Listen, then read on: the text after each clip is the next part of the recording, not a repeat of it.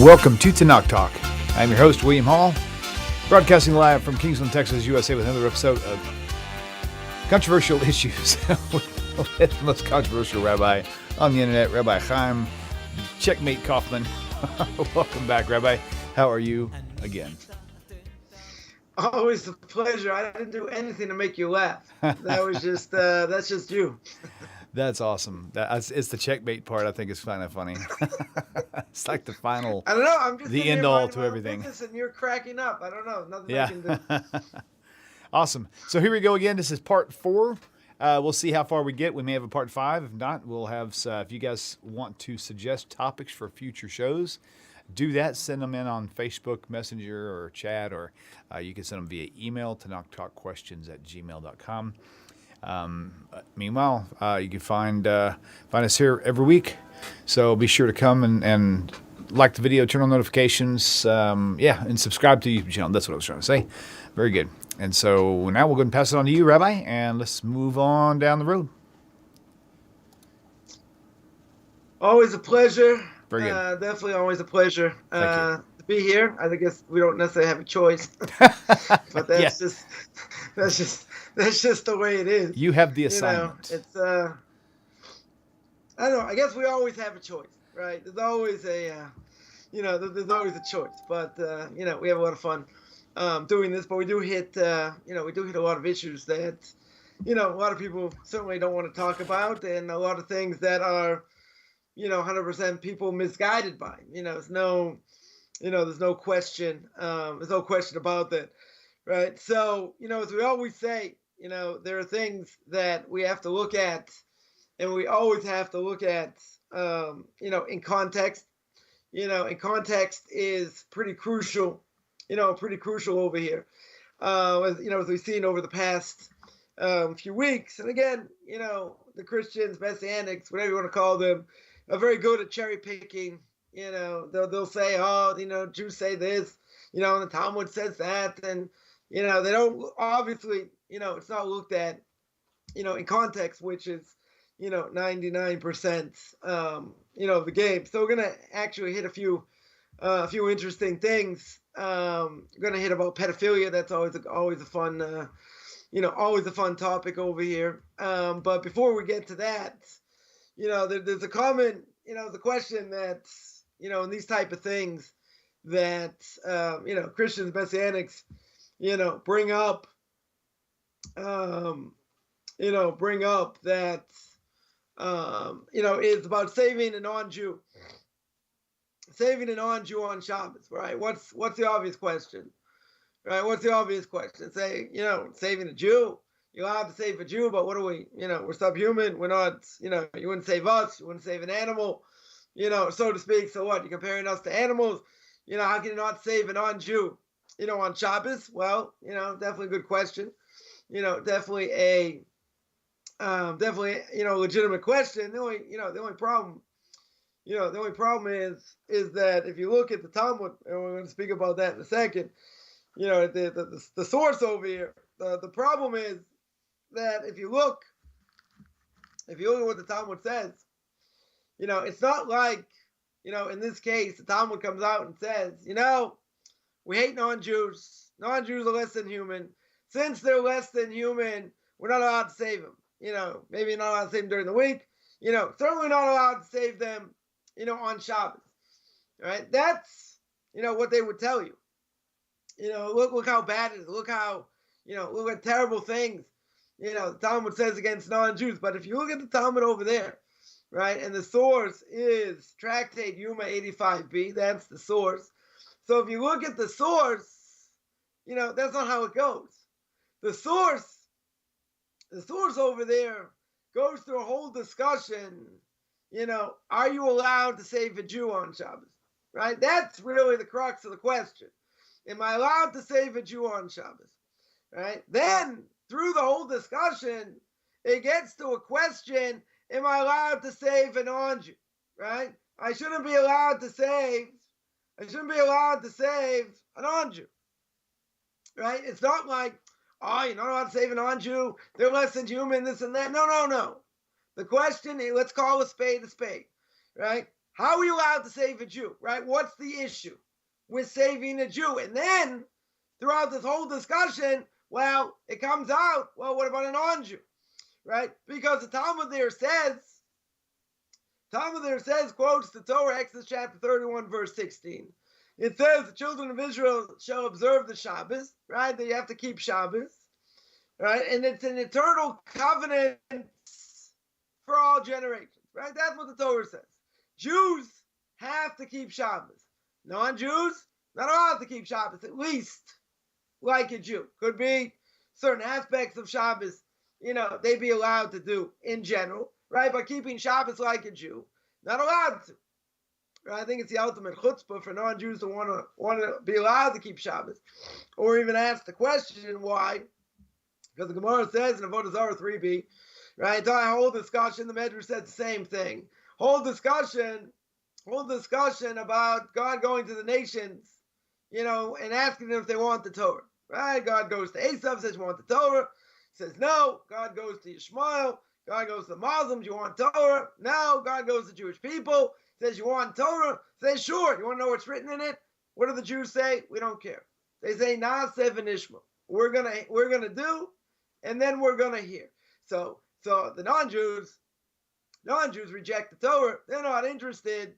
Right? Comes along the Jews and say, we'll take it, not a problem. And now, generations later, come along the non-Jews say, hey, we want a part. We want a part in Torah over here. Well, what happened? You rejected Torah. It says the Ramchal, says Moshe Chaim was out to a blessed memory in Derech Hashem, in the way of God. He says, listen, when Abraham came on the scene, anyone could have joined.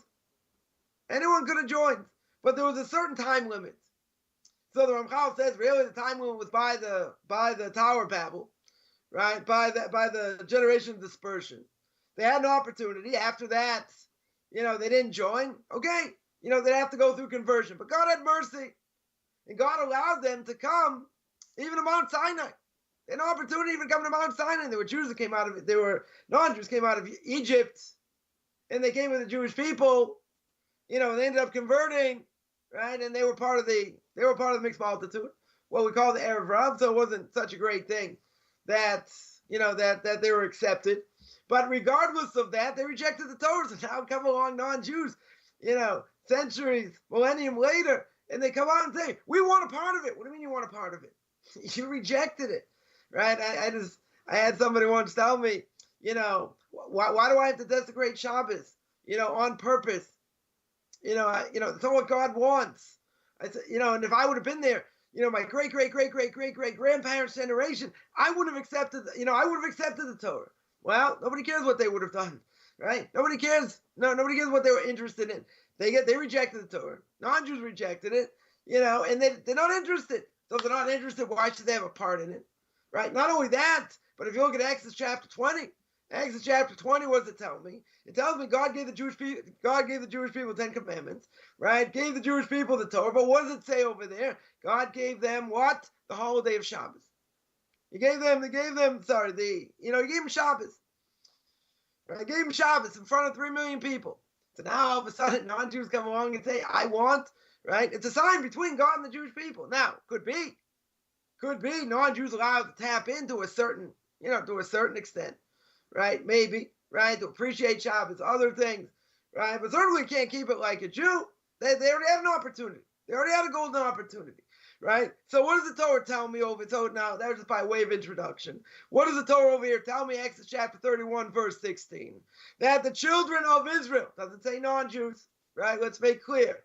Children of Israel shall observe Shabbos. They should observe Shabbos, and it's an eternal covenant for generations. Now, just as a short side point, there are 3 things that distinguish the Jewish people, right? One of them is they wear phylacteries, right? They wear tefillin. Men wear tefillin every day, not including Shabbos or a festival. That's a sign between God and the Jewish people. What's the second sign? Second sign is circumcision. That's also a sign between God and the Jewish people. The Torah makes clear. What's the third sign? Shabbos. These are things that distinguish Jews from non-Jews. Good. So it's an eternal covenant for all generations. And the Torah says you're allowed to violate Shabbos in order to save him. You're allowed to violate Shabbos to save a Jew. Why? Why are you allowed to save him? Because he should observe many future Shabbatot, right? That is what Shimon ben Menashe, as the Talmud tells me, says that I'm allowed to save a Jew. I'm allowed to save a Jew because he's going to observe Shabbos in the future, right? In other words, really, I shouldn't be saving a Jew either. Why would I be allowed to break Shabbos, to save a Jew? But since a Jew in the future is going to observe many Shabboses, right? He's got the potential to observe many Shabboses. We make an exception, right? We make an exception over here. Now, that being the case, there'd be a whole question. What about a secular Jew? Would I be allowed to save a secular Jew? Forget a non-Jew at the moment. Am I allowed to save a secular Jew? Well, a secular Jew not going to keep Shabbos, right? He doesn't keep Shabbos. You're going to say, well, maybe we don't know. Maybe if he was under dire circumstances, he got saved. Maybe it's going to awaken in them, this spark, this hidden spark, and they're going to want to keep Torah mitzvahs. Maybe, right? Maybe that would be the case, right? So maybe he'd be obligated to save them as well. But the point over here is that there's an exception. What's the exception? The exception is really I shouldn't be allowed to break Shabbos. I shouldn't be allowed to desecrate Shabbos in order to save a Jew. That's really what's going on, right? So theoretically, wouldn't saving non-Jews, right? Had nothing to do with discrimination. As I can say the same thing about Jews. Why should I be allowed to save him? Why should I be allowed to save this Jew? It's not a question of not valuing life. I mean, that's what the Messianics are going to tell you. It's what the Christians are going to tell you. Oh, they hate non-Jews. What does that have to do with hating non-Jews? There's a technical issue. And the technical issue is, how am I allowed to save a Jew? How am I allowed to save a Jew over here? Only because, they're going to observe, Shabbos in the future. Doesn't apply to a non-Jew. Oh, you hate non-Jews. What does that have to do with non-Jews? They have no connection to Shabbos in general. If they have no connection to Shabbos, why would I save them? It's only a technicality over here, right? It's only an exception because they're not going to observe more Shabboses. Okay, you want to say you're a super Noahide and I can keep Shabbos. We're not even going to go there. That's a whole nother discussion. But they're not observing Shabbos. So if they're not observing Shabbos, they're not commanded to observe Shabbos. If they're not commanded to observe Shabbos, why would we save them? Again, it's a technical issue. Technical issue over here. Now, comes on Torah giant to the last generation in America, according to everybody, or Moshe Feinstein, a blessed memory, brings down in his response in Igros Moshe or Chaim, Chelik 4, number 79, right? And he says there are a number of reasons why if a person refused to treat a non-Jew on Shabbos, that would be totally unacceptable, right? In other words, one reason is going to be what? Jews not going to treat it, let's say, Jews not going to treat a non-Jew over here. They're going to hate us. They're going to persecute us, right? That would make sense. That 100% would make sense, right? Because if it happened, if a non-Jew dies, and people find out that the Jew was there and he said, sorry, can't save them, wouldn't they be more than happy, to persecute us even more? That'd be one thing, right? The Ramban says in Leviticus chapter 25, verse 35, that a Jew's obligated to save a righteous Gentile, even on Shabbos, right? Even on Shabbos. Not only that, wouldn't we have a moral obligation, a moral and ethic obligation? Certainly, we hold all people are created in the image of God. Interesting enough, we don't say non-Jews. We don't say, it's only non-Jews that matter, right? It's only, people believe in JC that matter. Isn't it true? Everybody's created in the image of God. Comes the holiday of Rosh Hashanah. The holiday of Rosh Hashanah is all about judgment. Jews get judged. Non-Jews get judged. And what do we commemorate? We commemorate the creation of man. See, Judaism is a universal, quote-unquote religion. Therefore, we don't say, well, if you don't believe in us, you're going to fry in hell forever. You can have a portion of the world to come. 100% a non-Jew can have a portion of the world to come. They have to keep what applies to them, right? But it's not about, it's about creation of Jews, right? That's not what we say. We say many times. We say many times on Rosh Hashanah. All anyone has to do is look at a Rosh Hashanah prayer book, and it says clear over there, right? It's about creation of man, not of Jews, right? So therefore, everybody is created in the image of God. So if that would be the case, forget about what the Talmud says here, right? For the moment, if everyone's created in God's image, doesn't that mean I have a moral obligation? We are. Didn't Hitler Yamach Shemoy V'Zichroi, may his name be blotted out, may he rot wherever he is? Didn't he say the Jews are conscious of the world? We are the conscious of the world. We did bring morality, absolute morality to the world, right? That is true. So based on that, without the Torah, it's a whole different issue. And that we've spoken about, can you have, morality? Can you have morality without Torah, right? So a Jew in general is going to have a strong moral and ethic obligation according to their spark inside, what makes them a Jew, right? They're going to have this ethical obligation. So therefore, since non-Jews created in the image of God, we don't say it's only Jews. We certainly don't say that. It's everybody's created in the image of God, right? If everyone's created in the image of God, there's another precept over here. And the other precept is you don't stand idly while your neighbor's blood is being shed, right? What we say, al tamod al dam re'echo. You don't stand, right, while someone's blood is being shed. You do what you can to help, right? You do exactly whatever it takes, right? We don't say, it's only by Jews. We don't say that. That would be a good way. That'd be a good way, to pick us apart and say, look, they wouldn't even save a non-Jew. Right? They totally wouldn't save a non-Jew over here, right? But that's not true. Even though the Talmud says, we don't save, we wouldn't necessarily save a non-Jew, right? Comes out according to that, right? Question is why? Don't just cherry pick and they wouldn't save non-Jews. And look how non-ethical the Talmud is and what the rabbis think and what the Jews think. It's not true, right? Certainly, according to, to Jewish law, we'd have absolutely an obligation to save non-Jews on Shabbos. Question over here is, why would we not say that? Why does the Talmud not say that? Right? Why doesn't it say, you're not allowed to save a non-Jew? But that's not even the question. The question is, am I allowed to save a Jew? And if I'm allowed to save a Jew, how is this possible? Right? How in the world is that possible?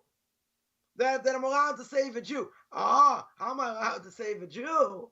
I'm only allowed to save a Jew, because he's going to keep Shabbos in the future.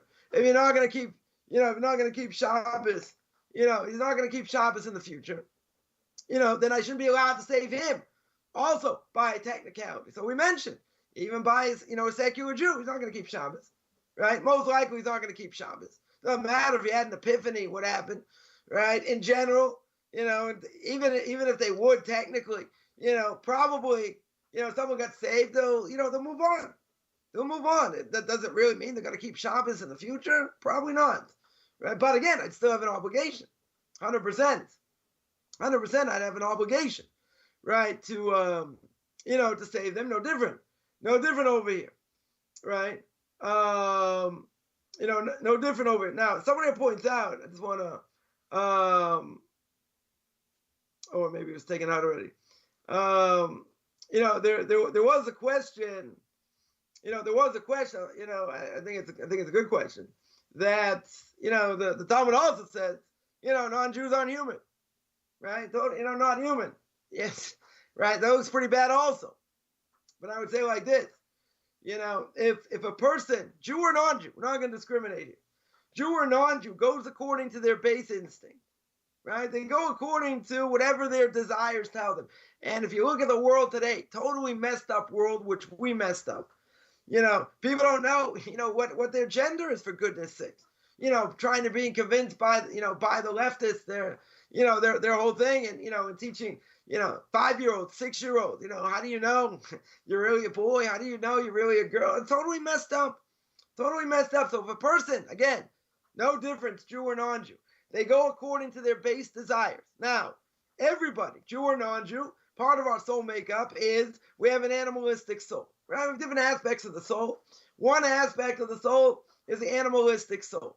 Now, we do things like animals. There's no question. So we do things like animals, but that's how we live our lives, and we have no moral compass. Remember, if a person's in the middle of the ocean, they're on a sailboat, right? They don't have a motor over here. What would happen? You're on the sailboat, you're going along, the rudder goes overboard. Right? So I'm not, big expert in sailing over here, but I would assume if the rudder goes overboard, the sailboat, how is it going to be guided? It's only going to be guided by the wind, right? You're going to go around in circles. So that parable, we're going to say, what's that rudder? That rudder's Torah. If you don't have Torah, what's your moral compass? Right? What in the world is your moral compass? Things that would have been, forbidden or unheard of, years ago. Today, not only becomes permissible, certainly becomes a mitzvah. So there is no moral compass. It's only what I think, what I want to do, how I want to live my life, right? Did you ever see it, 50 years ago, 60 years ago, did you ever see such a thing where people are going to walk outside, they're going to march around and say, yeah, I do these terrible things according to the Bible. I'm going to sit out there and prance and brag and say all these things. Never such a thing. You want to do it? Okay. That's your choice. Everyone has free choice. Goes against Leviticus chapter 18. Okay. Right? Anyone can make their own choice, but you're out there bragging about it. You're out there showing, not only we can do it, we're going to ram it down people's throats. We're going to make it legitimate. We're going to do these things. I mean, it's unheard of, totally unheard of, but without getting into all that, we're surrounded by this, society, this terrible society, that we're a part of, totally immoral. So what's going to keep someone on the straight and narrow path? In general, nothing, except for Torah. That's the only thing, because morality can be relative. Morality can change. It can change by the generation, right? That's what people say, and people can do what they want. Well, we don't hold that way. Obviously, we hold that the Torah is absolute. If the Torah is absolute, God doesn't change. Morality doesn't change. There's a standard, right? There's a standard. So, certain things, obviously, have to be evaluated. Does it fit into Torah? Doesn't fit into Torah. But we see from here, right? We see from here that guess what? If you don't have a moral compass, then people do what they want. And they don't care. They'll do what they want. So if they're going to do what they want, what's going to happen? It means they're just going according to what their base instinct is going to tell them. Now, some people may have a higher awareness of morality. Some people less. But it can change. People can be fickle. I don't think there's any question. So now someone's going to say, but we call non-Jews, we don't call them human. Yeah. And if they go according to their base instinct, then the Jews, no difference. They don't have a moral compass. So are they any different than animals? So what makes us different? Let's analyze the question. What makes us different? When God says, let us make man in our image, right? He's talking to the angels, to the heavenly court. Let us make man in our image. What's the difference between man and animals? So the Aramaic translation, when God creates man, the Aramaic translation says that God gave us the ability, he created a ruach memalelo, a spirit that speaks. Now, animals also speak, right? I mean, if I was Dr. Doodle and I could speak with the animals, so I can understand what they say. So, at the time of the Talmud, there were people, understood the language of the birds, etc. But most people today, don't understand what animals say, in general, right? So if that would be the case, that there's no difference. If a person just acts based on their animal instincts, then what distinguishes them between themselves and animals? Because the Aramaic translation says God gave us the ability to speak. What does it mean to speak? It means to reason. It means to make decisions. Now, animals in general are programmed. They're programmed DNA. Animals, plants, all these things. They have one aspect of the soul. That's it. They're programmed. Now, you can tell me there are animals that they'll decide they want to eat something, they don't want to eat something, but in general, their way of survival, they're programmed. Man is not programmed. We have free will. Everyone has free will, right? If we all have free will, we can decide. Person can decide, turn me off right now. Person can decide I'm never going to listen to him again. Person can decide whatever they want. A Jew can decide right now they want to eat a ham sandwich. Okay. That's their choice. People make all kinds of choices. But that distinguishes man from animals. We make choices. We make good choices, we make bad choices. But we can make choices. Animals don't have that distinction. They don't have that distinction. So now, Talmud's going to come along and say, oh, look at non-Jews over here. They're like animals. Well, why? Are we just, disgracing them, debasing them and say, look, look what the Talmud says over there. They act like animals. Well, what does it mean exactly? Right? So if they're going according to their base instinct, they don't have anything guiding them as a moral compass. They're not keeping the no-hide laws. So what distinguishes them from animals? You got to say, oh, come on, that's racist. They also make decisions. You're right. They have free will. No one's saying they don't have free will. Right? But what decisions do they make? Based on what they think. Based on what their heart tells them. Right? Doesn't the Torah say, I'm not allowed to go after my heart? We say in the Shema, in the third paragraph, I'm not allowed to go after my eyes. Not allowed to go after my heart. I have to have a moral compass. What's that moral compass? The moral compass is Torah. And if I don't have Torah, right, what do you see? You see immorality. You see it all over, right? I went to an Ivy League school, and I thought, oh, people are going to be more intelligent, interested in really learning and other things. And I was a little bit shocked. I said, these people just doing the same thing people did in high school. It's just, they're a little more intelligent. A little more intelligent. So intelligence does not breed morality. Certainly doesn't. Just the opposite. The more a person knows, the more they can justify what they do. They say, come on, that's not murder. We're putting, Uncle Charlie out of his misery, not of our misery. No, that's different. That's euthanasia. That's moral. Look how they're living their life. Look at the quality of life. Oh, that's different. People can justify anything. In the time of Nazi Germany, they justified treating dogs better than they treated Jews. And who were the first people to join the Third Reich? Weren't the skinheads of today. They were the intelligentsia, lawyers, doctors, right? These were the intelligentsia. You could say, hey, Hitler was a great orator and, convinced the masses. Yeah, maybe he was. But come on, if someone has half a brain, you're going to say, how do you justify? How do you justify saying a dog and a cat is more, we're going to treat them better than we're going to treat a human, right? And again, he had his ways, he had his reasons, convincing the masses, but think, you're allowed to treat, an animal better than you treat a human? Not only that, you have to do experiments on them, you're allowed to murder them, you're allowed to torture them, you're allowed to do all these things. How's that justified? They justified it, right? However they justified it. But again, the point over here, is we got to see what's going on. It's not about, intelligence over here.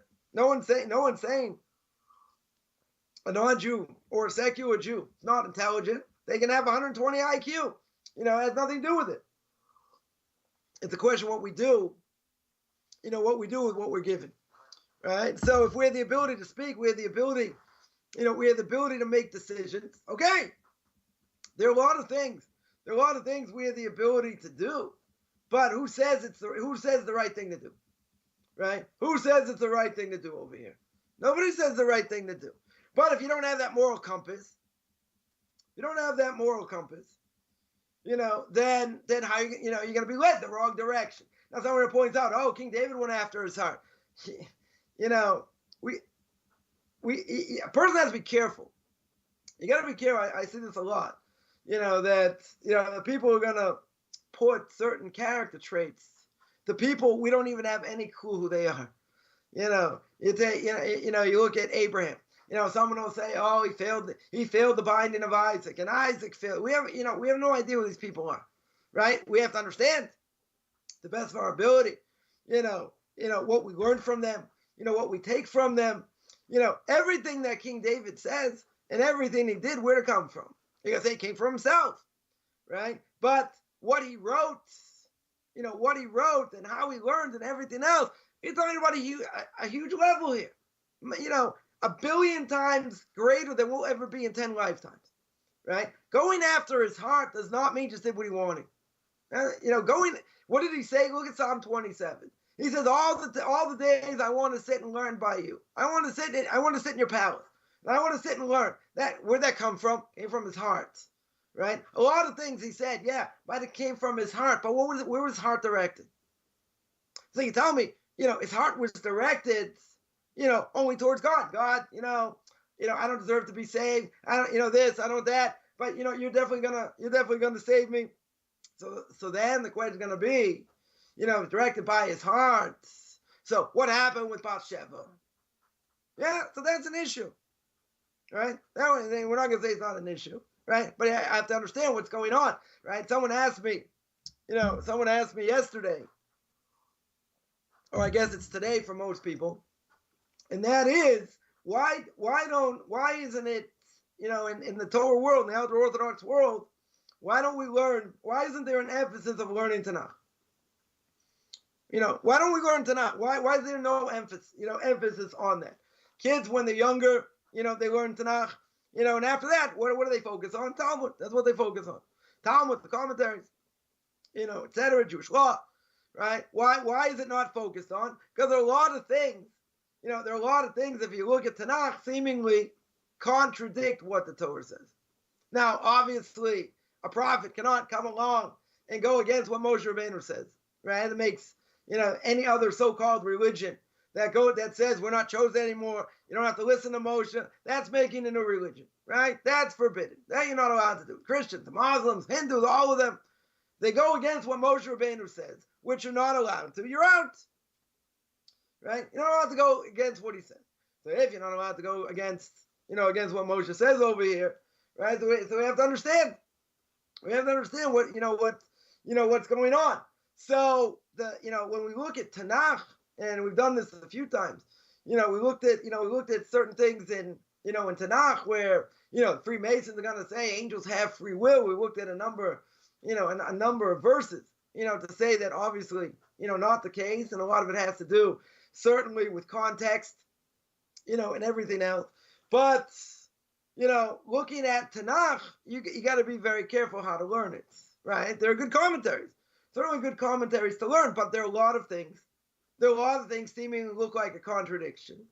And so is it not something we necessarily focus on? We should. I mean, something we should learn. It's brought down that a person cannot be a true rabbinic scholar if he doesn't have mastery over the 24 books, right? That's for sure, right? But you can't look at it at face value. And it's wild that people take some of the hardest verses to understand and they totally 100% take them out of context, right? Take it totally out of context. And when they take it out of context, you look at it, one example, I'll just throw one example. You look at Jeremiah chapter 30. Jeremiah chapter 30 speaks about the new covenant, quote unquote new covenant. Now, if I have internal logic, and I do understand that the Torah can't change, that you can't go against Moshe Rabbeinu, how can it say over there Jeremiah is a prophet? Everyone agrees Jeremiah is a prophet. If Jeremiah is a prophet, then he can't go against what Moshe says. That's eternal logic. So now, if that's true, how can there be a new covenant? In general, there should be no such thing as a new covenant, right? That shouldn't exist. But Jeremiah says there's going to be a new covenant. Okay. So now it has to be understood. So now if you look at the context, which nobody does, but if you look at the context, what's Jeremiah chastising Jewish people about? So if you look over there at the beginning of the chapter, he's telling you you're going against what God said. You're going against what Moshe said. You're going against that covenant. So what does Jeremiah say? So it's a good question. Why does it say new covenant? So it's not anything new, right? As King Solomon said, Ecclesiastes, Ein davar chadash tachas hashemesh. There's nothing new under the sun. So if there's nothing new under the sun, what's new over here? So Jeremiah there is telling you and screaming at us, saying, you have an obligation to go back and keep what the old covenant says. It cannot be by logic I mean, the Christians will tell you whatever they tell you, right? By internal logic, you can't go against what Moshe says. Now, they'll say, JCK, he fulfilled what Moshe said, blah, blah, blah, but you can't go against what he says. If you can't go against what he says, logic would tell me there's no such thing as anything new. There's no such thing. There's totally nothing new over here, right? There's no such thing. So if there's no such thing, right, if there's no such thing over here, then I have to look at it in a certain way. But I can't just, again, you can't just cherry pick, and that's what people do, and it's annoying. And they'll throw out one statement and say, see, look at this. See, look at that, right? And we see that it's not true, right? There are other issues. There are other issues, going on where a person got to be very careful. Again, Tanakh is a good example. You take some of the most difficult passages and you don't have any way to understand them. You're going to say, well, we have our own oral law. Okay. They have their own oral law. But at the end of the day, say we have our scholars, you have, your scholar. Okay. So you come up with an explanation. They're going to say, no, it's racist. No, it's this. But yeah, you have to see it in context, which is a good segue over here, right? Which we'll see how far we get with this. So the Talmud says a number of places, that sex is permitted with a girl at the age of 3, right? And a Gentile girl at the age of 3 can be violated. Now, someone's going to say, or everyone's going to jump up and down and scream, we're going to keep this, PG-13, and I don't want to get banned or get you banned over here, right? But this looks pretty bad. We're taking our children, at the age of 3, and we're allowing them, allowing them to have sex over here, right? It's kind of crazy, right? What's the context, right? I'll make one comment before I get to the context, right? The Talmud says, and again, a person can say, well, I don't care what the Talmud says, blah, blah, blah, but the Talmud does say that, way back when, a woman could give birth at the age of 6 or 7. Now you're going to say, come on, at the age of 6 or 7. Today, that's not the case. You're right. So let's say, a girl way back when, 2,000 years ago or more, at the age of 6 or 7, had the capability to have children. Over here, right? If that's the case, that means they're physically more mature. That's for sure. And I can also say, just by inference, if they're physically more mature, usually, being physically more mature means I have more understanding. A 3-year-old, you're going to say, they don't have any understanding. You're right. But we're not talking necessarily in that context. Because a 3-year-old today can't give birth, right? That there's no question. Right? That can't happen. The person can say, well, the nature of women changed over time. That could be, right? But if, again, this is just, only a side point. If the Talmud tells us that, way back when that could happen, and that did happen. So if that's the case, then this doesn't look so bad, right? Doesn't look so bad at all. Why? Because they're more mature physically. Might be more mature in other ways, right, as well. I mean, you take, what's the obvious example? Obvious example is when Isaac meets Rivka, and he takes Rivka. How old is she at the time? She's 3.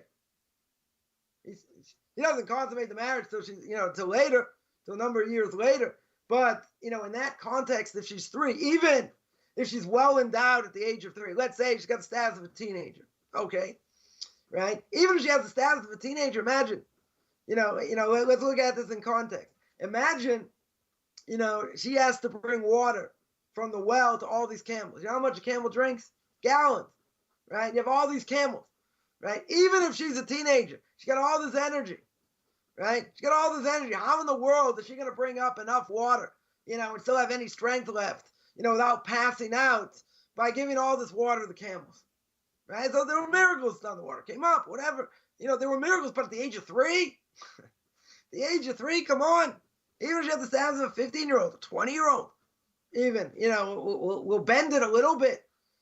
Even at that age, hundreds of gallons of water, I'm sure, I'm sure it was so cool and the weather cooperated and all that, and it wasn't so hot. And if it was, it makes it very, very hard to understand. Very hard to understand, right? But if that's the case, we'll take that at face value. If that is the case, it doesn't look so bad. It doesn't look so bad at all. They give birth at that age. But what's the context, right? Let's look at the context. The case, what are we talking about? Case is when a person gets married. In general, there's a marriage document, right? It's called a ksuva. There's an obligation, a husband to his wife, right? There are certain obligations. He's got to give her clothing. He's got to give her housing, right? He's got to give her conjugal rights, right? There are a lot of things that they're obligated by this marriage document, right? So what's the case? What are we talking about? In these cases, that every time a Jew gets married, right, this document is going to be given by a husband to his wife, and all these obligations. Now, if that's true, Torah also tells me I get divorced. It's on the books. Gemara says that the end of Tractate Gittin, that if a person gets divorced, if a person gets divorced, there are tears on the altar that God cries. I don't want to see anyone get divorced, but divorce definitely on the books, right? Divorce definitely on the books over here. So if God forbid there's a divorce, what does the husband have to do? He has to give a certain amount. He has to support her, right? At least though she remarries. He has to support her. He has to support his kids, right? Whatever, he has to support her and give her whatever is written in the marriage document, right? However much that is. He has to support her. So the question is, okay, if he has to support her, how do we define the support? How do we define, what she's worth, quote unquote, over here? What's it going to depend on? It's going to depend on the dowry, right? It's going to depend on the dowry over here. So now, there are many cases where the Talmud brings out that this is what happens. That someone had a relations with a 3-year-old, right? And what's the status? Is that 3-year-old, they have the status of a married woman? Does it mean that they lose their virginity? It grows back? It doesn't. Whatever, the whole story over here. Right? But what are we talking? We're talking about something that happens, right? Something that happened is a lot different than saying, well, we're telling people to do this, right? That's what they're saying. We're not saying, okay, we're advocating, we're advocating such a thing, right? And if we're advocating such a thing, you tell me, okay, look how bad it looks. Look how terrible it looks. What is the Talmud here telling me? The Talmud is telling me this is what happened. This is the case, right? Now, it doesn't say, oh, we turn her into a prostitute over here. Look what he's doing, with the 3-year-old, right? Again, if she's more, well endowed, fine. We're not saying it's a good thing over here, but it happened. This is something that happened, right? Past tense. So the question is, okay, if this is what happens, what are the ramifications? What are the ramifications over here? Can she marry a Kohen? Right? If she's violated over here, right? Can she, or even mutual consent, let's say, right? Regardless, whatever. We'll keep it simple, right? Regardless, can she marry a Kohen? Right? The high priest has to marry someone who's a virgin, right? The priest can only marry someone that has not been with anyone else, right, in general. So the question is, if she lost her virginity and her hymen is broken, what's her status? Can she marry Cohen? Right? That would be a problem. Right? But what happens, let's say her hymen got broken, I don't know, she had an accident, something happened, and her hymen got broken, but not through relations. If it didn't happen through relations, does that mean she still has the status of a virgin or not? Right? Maybe she fell. Maybe something else happened. Right? So we see over here that a 3-year-old can be violated. Right? It can be considered like regular relations. Again, are we advocating it? No. But if we do understand as well that this 3-year-old may have the status of a 13-year-old, 14-year-old, right, or older, I wouldn't have an issue. But they say, oh, come on, a 3-year-old, You're sending a 3-year-old out there? Come on, that's all we're doing. We're not doing that, right? That would be totally insane. Again, if we didn't understand the fact that a girl could be given at the age, could give birth at the age of 6, let's say, it's not so far-fetched, and again, if she has certain maturity, and we see today, and I'm not going to use, today or, previous generation as a precedent over here, but kids today, are doing all kinds of things at a relatively young age, before the age of puberty, even. Right? But you'd say, wow, even by the age of puberty, don't they have a certain level of understanding? To a certain extent, right? To a certain extent. But again, if a girl could give birth at the age of 6, it's not so far-fetched over here, right? Totally not so far-fetched. So now someone's going to say, okay, what you've said up until this point, 100%, what we're talking about is apologetics. Apologetics. You're saying the context is like this. You're saying the context is like that. Context is like something else. Yeah, because you have to understand what the context is. If I didn't understand what the context was, I'd be more of an anti-Semite than most people, right? And I always say if I didn't become an Orthodox Jew, I grew up in Massachusetts, I'd be a diehard liberal. 100%, I'd be a diehard liberal. But thank God, I got my brain washed, so to speak, and things turned out differently. Yeah, but if I look at it at face value, and you're gonna tell me, wow, this looks terrible, and how could it be? I understand, right? But again, people will say, well, I don't like that context. That's apologetics. Okay, I had somebody once tell me, someone once gave, one of my kids a sweater, and the sweater said 100% wool, and it's a Torah prohibition. You can't wear wool and linen together. It's a Torah prohibition. So I said, thank you very much. We have to get it checked. I have to get it checked, right? I have to get it checked, for shotness. Okay.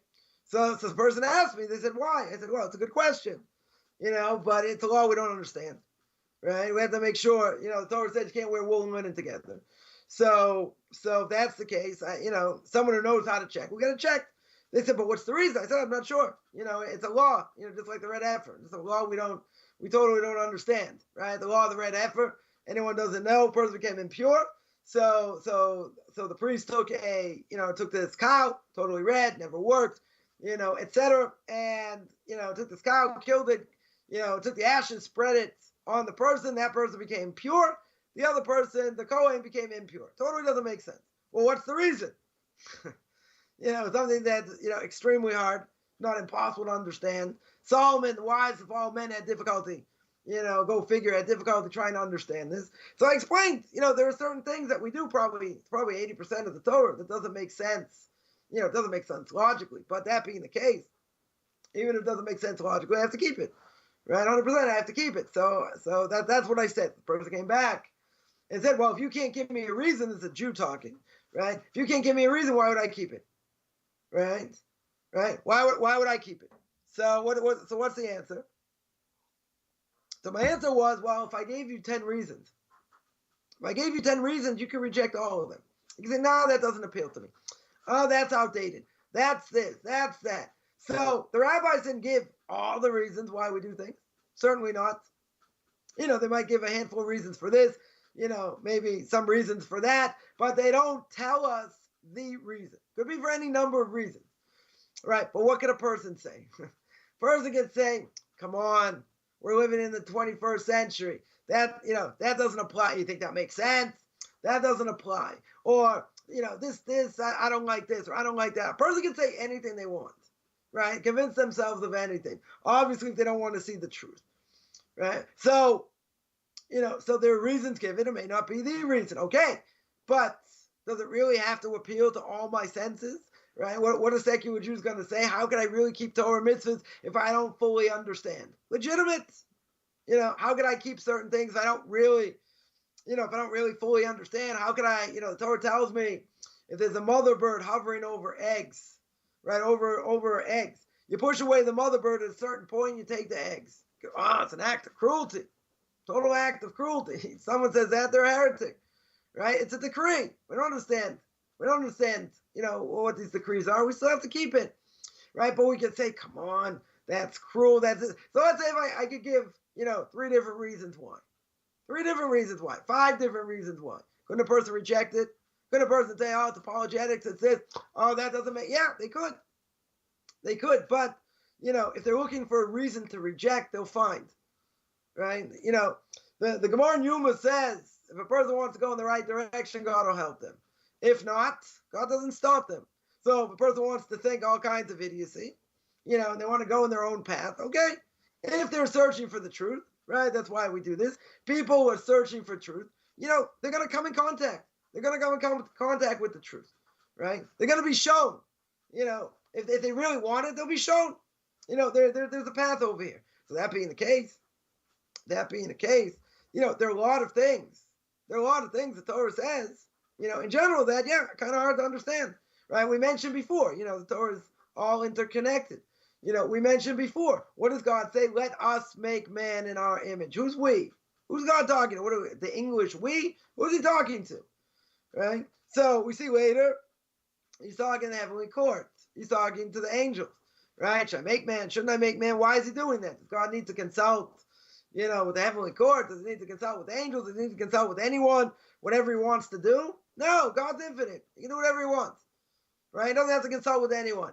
It's come on the commentaries say, you know what? Why does God do it? Right? Why does God do it over here? God does it for one very simple reason. Right? Why does God do it? He gives people free will. And people can say, oh, let us make man in our image. So they're going to say there are 2 gods. Right? There's more than one God. There's totally more than one God over here. Right? Could a person make such a mistake? Yeah. Does God want them to make the mistake? No, but we have free choice. Right? The person can look into things and say, oh, see, there must be more than one God. So I can worship this or I can worship that. No. You got to learn. You got to understand. You got to see things. You got to see things in context. But at the same time, could people make mistakes? And take things out of context? Yeah. Torah tells me in a number of places. Torah says the law between the Jew and the let's say in the Ger Toshav, right? The non-Jew, is the same. How can that be? But logically, right? Forget about Talmud, forget about anything else. We'll be Karaites for a second. Put on my Karaite yarmulke here. Okay, how can that be? How can there be the same law in general between Jews and non-Jews? Logically, it doesn't make sense. Why? Because we know we have laws that non-Jews don't have to keep and they're not allowed to keep. Right? We mentioned, by the laws of Shabbos, right? Learning Torah is another thing, but they're allowed to learn Torah what applies to them. But in general, there are things they're not allowed to do. Right? There are things that if that would be the case, and we'd all be doing the same thing, and there's no difference between Jews and non-Jews, then what's the difference over here?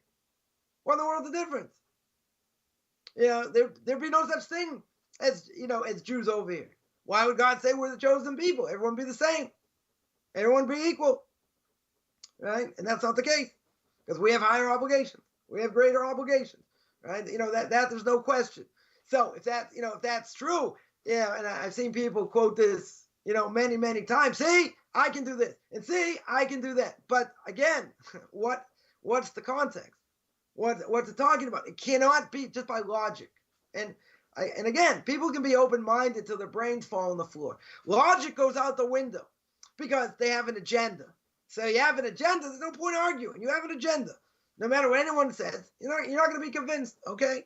That's their choice. Are you evaluating evidence? No. You're not evaluating evidence. It's going to say, see, this is what the Talmud said. See, that's apologetics. So no matter what we say, it's not going to matter. Right? But the point is, logically, according to logic, Torah logic, how can a person say it with a straight face? How can they say, see, the law is the same between Jews and non-Jews? But what do I have the whole Torah for? Why did God take the Jews out of Egypt?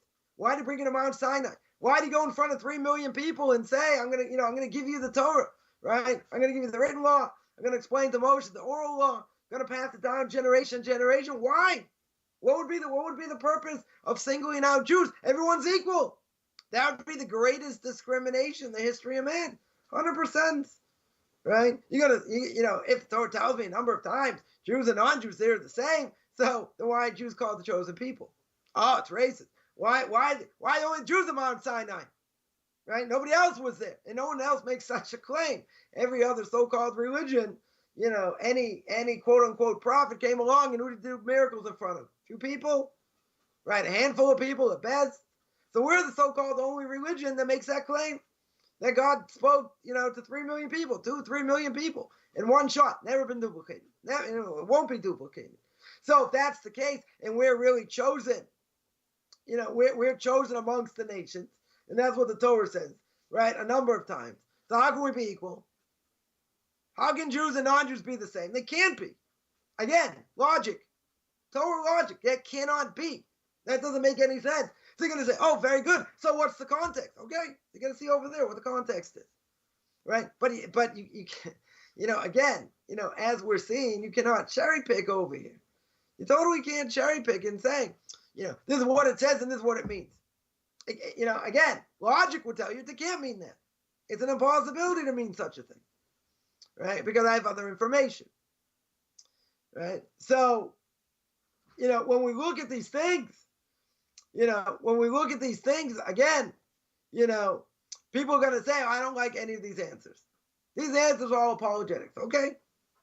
Right? Again, it's not, there could be hundreds, thousands, of different reasons. But if you look in the context, right? If you look in the context over here, right, of what's going on, then, obviously we're going to see that the context is totally different, right? 100%, totally different. And I would be, much happier, if people would say, okay, they want to understand what it says. They want to understand why it says, but they don't. I don't think secular Jews are any different. We're going to put them in the same category. They're going to say, oh, these antiquated laws, come on, you really think this makes sense? You really think, this and that? They never looked into anything. They never analyzed anything. They're not thinking it's true. It's not. They just want to make fun. They want to justify. They want to justify what they do. Okay, but that has nothing to do with Torah over here, right? So, Messianics, they're going to come along and say, oh, look how bad the Talmud is. And look how bad, the rabbis are, and look what they say. But you know what? We mentioned before that, the Messianics themselves, they have to rely on what the rabbis say. They at least have to admit they pick and choose. Why do they have to pick? Why did they admit they pick and choose? Because if you look at the Masoretic text, everyone who's ever seen the Torah scroll has no vowels. If it has no vowels, how do you know what the words mean? You have no idea what the words mean. How do we know what the words mean? We have a tradition.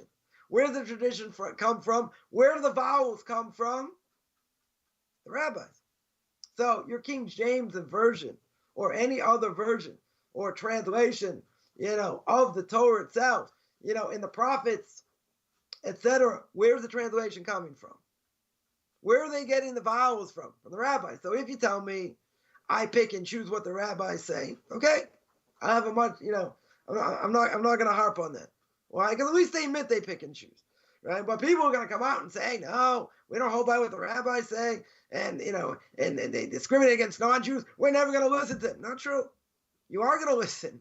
You don't have a choice, right? You read the Torah and tell me what it says without vowels. Can't do it. Most Christians can't do it. They don't know Hebrew. They don't know the original, and if they, and that's a huge mistake. Because how are you gonna identify anything and try and figure out anything if you don't know what it says? Oh, my translation says it's very good. Where's the translation come from? Don't listen to the rabbis. Again, it's a circular argument. It's a circular argument, goes nowhere, right? Just admit, call a spade, I pick and choose. If you pick and choose, fine. Like I said, I'm not going to hammer people for that. They admit it, but you can't say I never listen to the rabbis. Not true. Definitely not true. Definitely not true over here. Yeah. So I guess I don't know. There are a bunch of other issues. I guess to be part 5. There are a bunch of other issues I think to to go through as well. This idea of about calling a non-Jew an animal, whatever the whole discussion, with that, as well. So I guess for next week, we'll continue on this, path, and try and go through a few more go through a few more issues over here. That will work. That will work. One thing that came to mind, not necessarily this week, but just in the general idea of why it seems that Jews, of course, according to the Talmud and the the sacred writings, why they were so harsh on Gentiles. I think because probably during that time that this was written, there really wasn't any good ones. They were all attacking Jews. It's like there was no real, like today. We think that back then it was the same as it is today, where non-Jews are embracing Judaism. That's not the case at all. They were very violent toward the Jews. And so everything that was in there in the Talmud then was time sensitive to that culture and that era of that time. And heck yeah, man, it's like, I mean, I can tell you right now, there was a time when I lived in Oklahoma when I was, 8 years old. We used to sleep at night with our front door wide open with the screen door shut. And all the windows were open, never had to worry about anything. We cannot do that now. Because somebody will break into your house and, do something stupid. So times change and culture changes and shifts as well. So most of that stuff that's going on, pretty much everything that's being discussed as being controversial, people don't get it. There's a lot of changes that happened since then in our culture. And so it makes sense back then, Nowadays, it's like there's so many things, with persecution and what, certainly what the Jews have gone through. Sure. Through the exile. And the bottom line is, we just want to be left alone.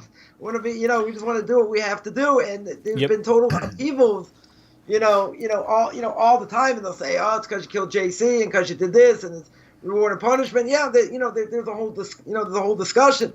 We mentioned, I think last week, we said, all non-Jews, were suspect of bestiality. Right. You can say, wow, that's outrageous. Right. One of the commentaries says, yeah, it was for that time. Right. Because that was the case. It wasn't all across the board, every single non-Jew. You're going to say there are plenty of non-Jews out there, not doing that. But again, it's, and it's also regional. It's also regional. I mean, like, for example, during COVID, there was so many, like, riots and all this other weird crap going on.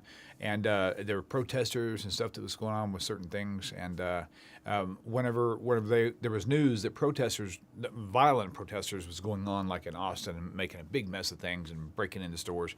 And so there was news that there were protesters coming or going to be at Marble Falls, which is down the street from us, and everybody was starting to freak out.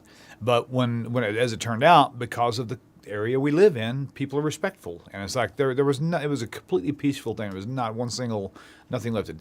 Likewise, I've heard stories about, like, Oakland, for example, because a lot of people like the Oakland Raiders, right?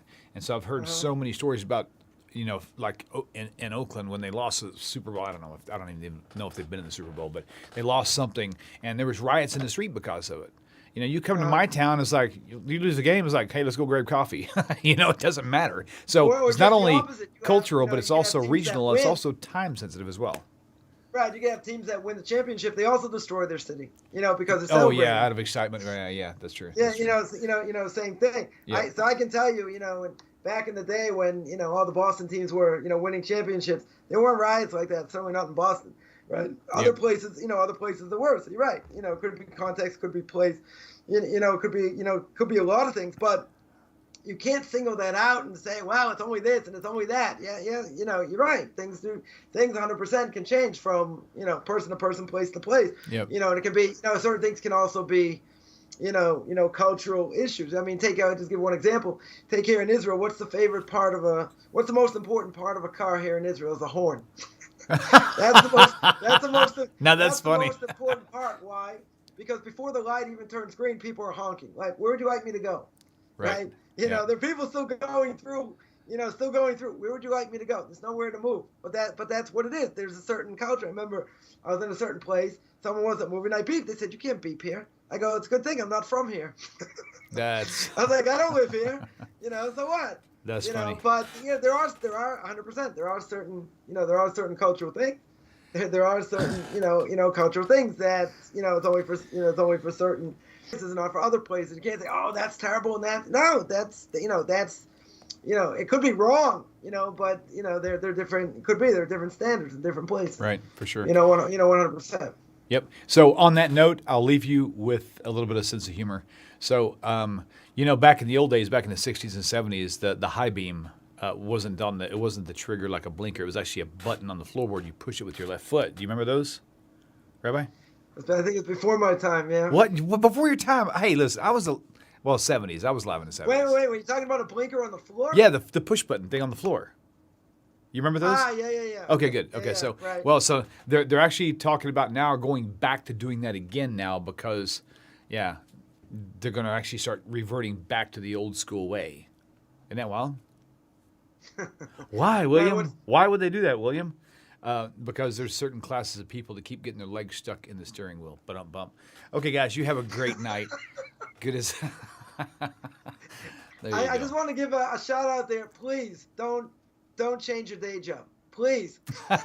Yeah, no, that definitely. That's it. Come on, people support him. We don't want him changing his day job. That's funny.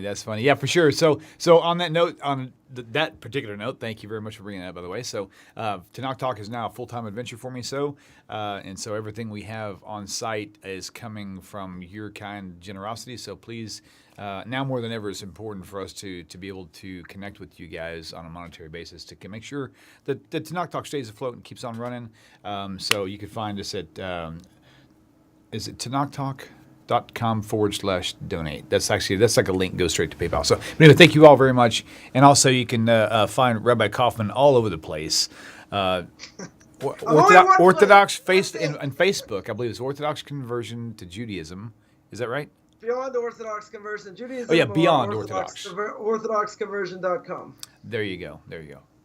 All right, you guys. Well, y'all have a great night, and we'll see you. Actually, this is the last show for the week. We'll see you guys Sunday morning with Rabbi Tovia Singer. Later, guys. And also, we're like a week away from Dallas, so hopefully I'll see some of you there as well. Take care, everybody. Thank you, Rabbi.